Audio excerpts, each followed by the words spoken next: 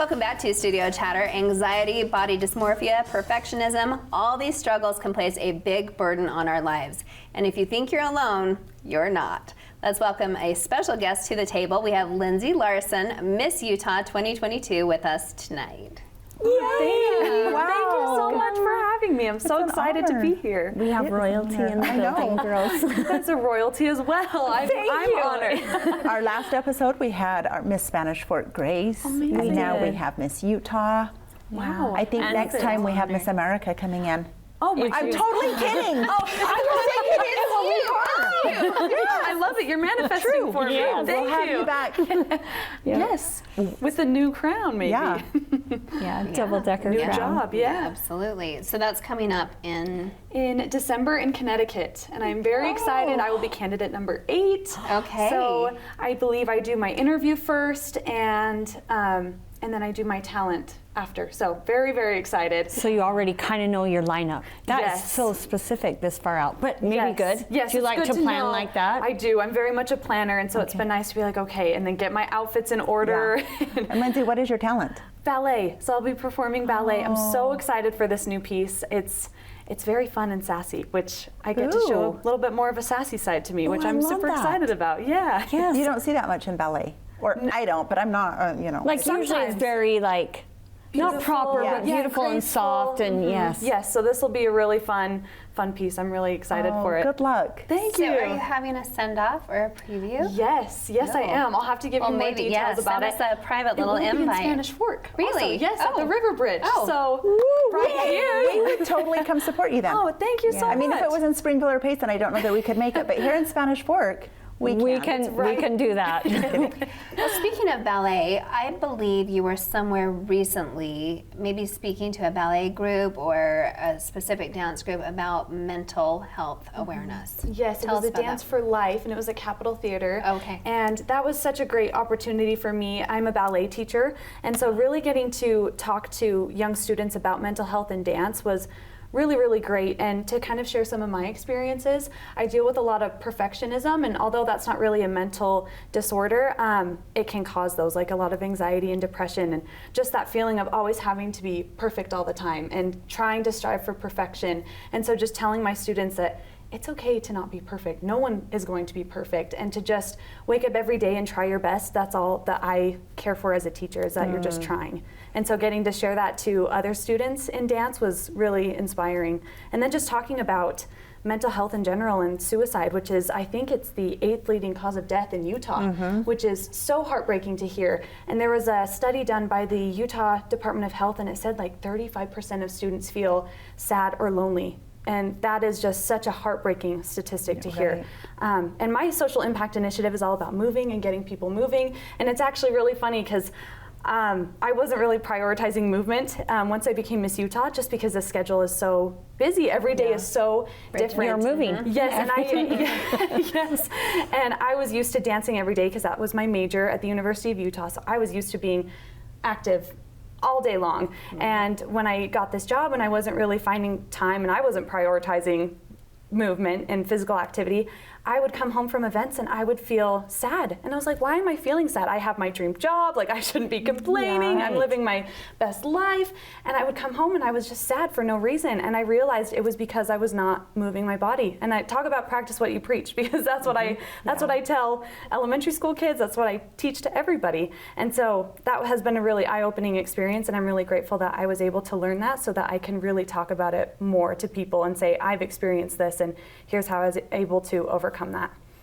Kid, I love that. And I was on Instagram, I think it was last night, and you had posted something about trying on your tutu. Maybe you're practicing your piece, I'm not sure exactly, but just saying how it didn't quite fit exactly how you would want it to in the past.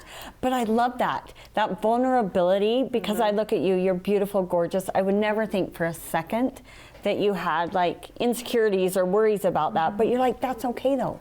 Yeah. Right? You put on the tutu anyway, and you do it. Yes. Well, I think when people think of Miss America or Miss Utah, they put them on this pedestal, and this is that perfect girl, and she doesn't have any problems, and she doesn't face any struggles, but she does. I mean, I have gone through a lot of hardships, and I was performing my talent, and I didn't try my tutu on, but I've gained a little bit of weight since being Miss Utah, which is totally okay and fine and normal. And I put on my tutu for the first time. I was just about to go perform. It didn't fit. I was panicking, like, I have to go on, like I don't have any other costume, what am I gonna do? And shout out to the cute hostess that she safety pinned me into the tutu magically. I don't know. Those hostesses that help, they work wonders. Those mamas everywhere. Yes, and she got me in the tutu. I was able to perform, but I remember walking off the stage and just feeling so devastated and just disappointed in myself, and just going and looking in the mirror afterwards and being like, I can't believe I gained weight, and I can't believe that this has happened to me. And during the weekend, I kind of processed it, and I was like, you know what? I'm sure I'm not alone in this. I'm sure other people have experienced You are definitely not alone. And so I wanted to share my experience on social media and just have that vulnerable moment and be totally transparent about what happened, and just that it's okay. We all struggle, and the way that we look and our weight does not determine our worth in life. I love that. What kind of feedback did you get?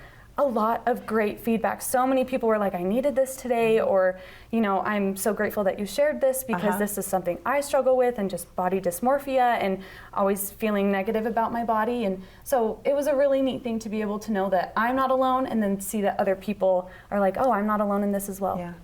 Are you familiar with Brene Brown?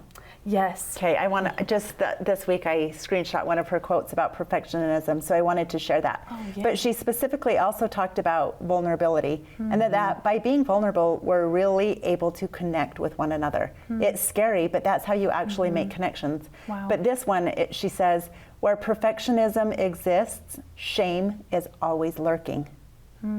Wow. Right? Oh my goodness. Yeah, shame is always lurking. And so if we're creating any sort of perfect environment, that's just not going to be healthy for any of us. Yeah, wow. That's really powerful. There was some quote, and I'm trying to think of what it was. I love when we share our stories, because sometimes we feel like we're all very different and we all have different experiences, which is true. But when we share those stories, it kind of helps us come together and realize that we're not all that different. Absolutely. And we have a lot of the same shared values and experiences. And so I'm trying to be more vulnerable on social media and just show that Miss Utah is a normal girl. She's just like everybody else. I know we're so afraid, right, to let that out a little bit. But Yes. you're like, that's who I truly am. And when someone else does share it, you're like, connect. Okay, so you're real. Yes. So you get me, you understand me, and together, like, you can like bridge that gap. But Yes. Lindsay, I think that says a lot about you, that you're not ego driven. Yeah. Because I think a lot of us don't want to be vulnerable or don't want to share that weight gain or whatever other issue, because we want people to think we're perfect. And so by being vulnerable, that's connection, but then also you don't have this big ego.